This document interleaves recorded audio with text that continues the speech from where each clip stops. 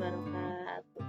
Perkenalkan, nama saya Siskawati, kelas R3 semester 7, Prodi Pendidikan Agama Islam, mata kuliah Strategi dan Model Pembelajaran, dosen pengampu Bapak Umaydi MPD, pada Sekolah Tinggi Ilmu Tarbiyah Al-Khairiyah, Stit Al-Khairiyah, Citangkil. Judul yang saya bawakan di sini tentang pendekatan pembelajaran dan tipe-tipe pendekatan pembelajaran serta perbedaan antara model pendekatan, strategi, model, teknik, dan taktik pembelajaran.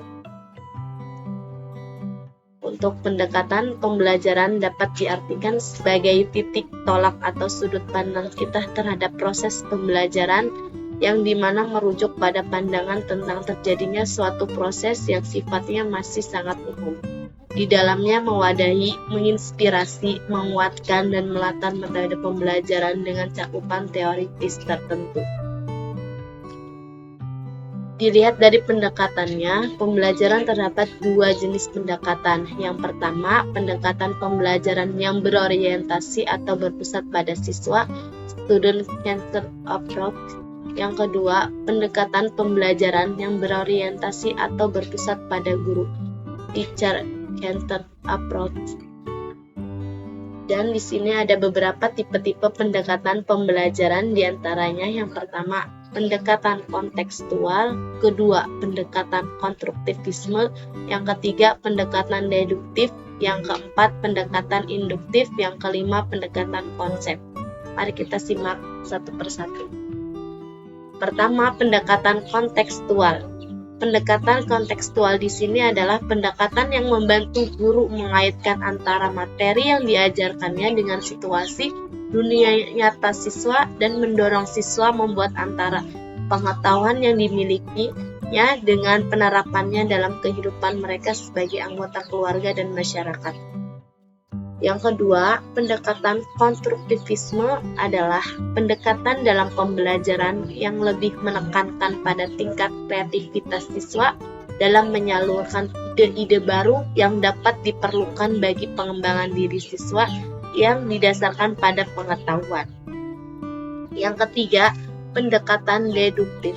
Pendekatan deduktif adalah proses penalaran yang bermula dari keadaan umum ke keadaan khusus sebagai pendekatan pengajaran yang bermula dengan menyajikan aturan, prinsip umum dan diikuti dengan contoh-contoh khusus atau penerapannya atau prinsip umum ke dalam prinsip khusus.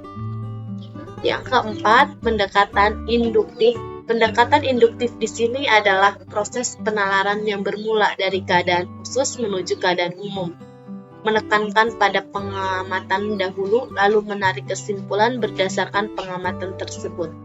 Lanjut, pendekatan konsep. Pendekatan konsep adalah suatu pendekatan pengajaran yang secara langsung menyajikan konsep tanpa memberi kesempatan kepada siswa untuk menghayati bagaimana konsep itu diperoleh. Selanjutnya tentang perbedaan.